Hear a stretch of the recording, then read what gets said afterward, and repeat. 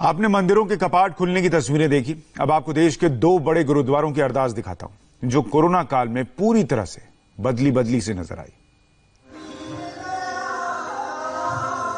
Corona काल में आज पहली बार भक्तों के लिए गुरुद्वारे खुले तो दिल्ली से लेकर पटना तक अलग ही रौनक दिखी। गुरुद्वारा बंगला साहिब हो या फिर पटना साहिब, शबद कीर्तन से पूरा माहौल भक्तिमय हो गया। दिल्ली के जिस बंगला साहिब गुरुद्वारे में कोरोना महामारी के पांव पसारने से पहले तक रोज हजारों श्रद्धालु मत्था टेकने पहुंचते थे, वहां आज जब 2.5 महीने बाद लोगों को अरदास की इजाजत मिली तो तस्वीर पूरी तरह से बदल चुकी थी। गुरुद्वारे में श्रद्धालुओं की सेफ्टी और सोशल डिस्टेंसिंग के लिए क्या क्या बदलाव किए गए हैं, उन्हें खुद दिल्ली सिख गुरुद्वारा प्रबंधक कमेटी के अध्यक्ष मनजिंदर सिंह सिरसा ने बताया।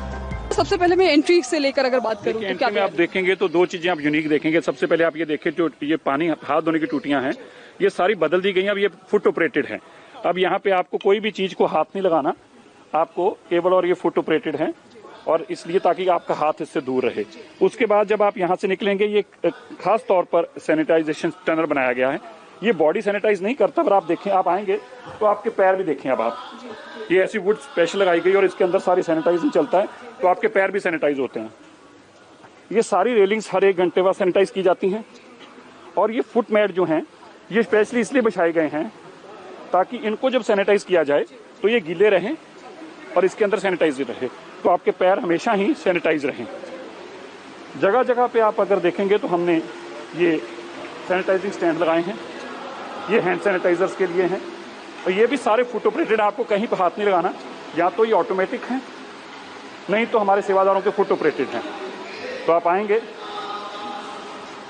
देखिए यहाँ पर देखिए आपने कोई ऑपरेशन के तौर पर रखा गया है। यहाँ पर पैर से दबाएंगे और ऊपर से सैनिटाइजर निकलेगा जिससे लोगों को छूने जरूरत नहीं है। तो ये इसके अलावा ये जगह जगह ऐसे हमने 4 एंट्रीज क्रिएट की हैं। ये आज तक हमारी एक मेन एंट्री रही है। अगर आप ये दिखाएं एंट्री, तो ये ही हमारी एंट्री होती थी।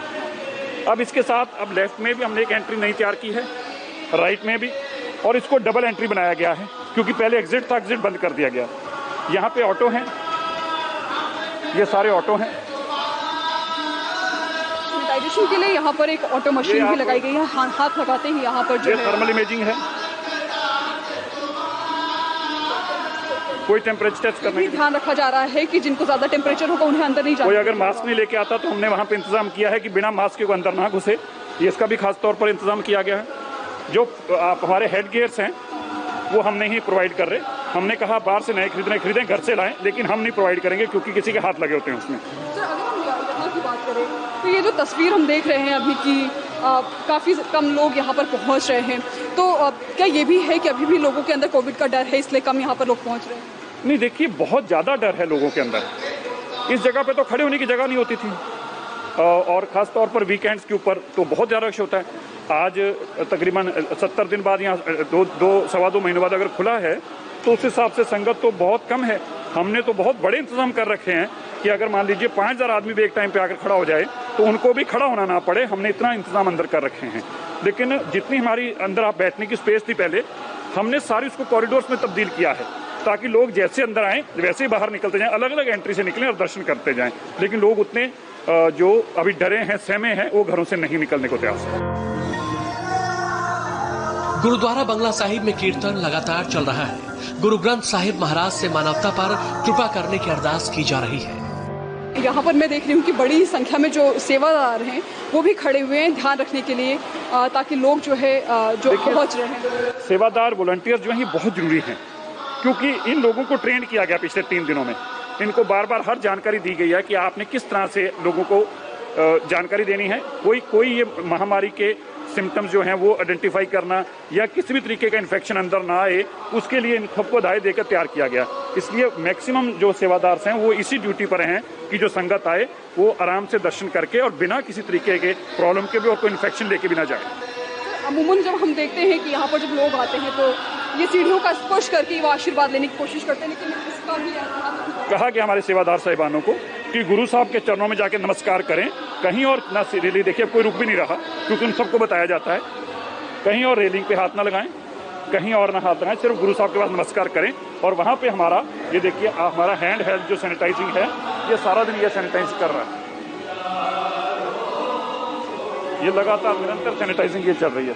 अगर हम आम दिनों की बात करें तो बाकी दिनों क्या तस्वीर यहाँ पर होती है और आज क्या बदलाव आप देख रहे हैं? क्योंकि मेरा रोजाना आना नहीं होता, लेकिन आप अक्सर आए हैं। बाकी दिनों में तो यहाँ पे बहुत बड़ा रश होता है और कोई जगह नहीं होती यहाँ पे। अब हमने देखिए, आप उधर से एंट्री का अलग से इंतजाम कर रखा, वहाँ से लोग अलग से दर्शन कर सकते हैं, ये सारा दर्शन, लेकिन अभी खाली है। ये सारे कॉरिडोर्स में तब्दील कर दिया गया है। पहले बैठने की जगह थी, अब ये सारे कॉरिडोर्स में तब्दील किया गया है।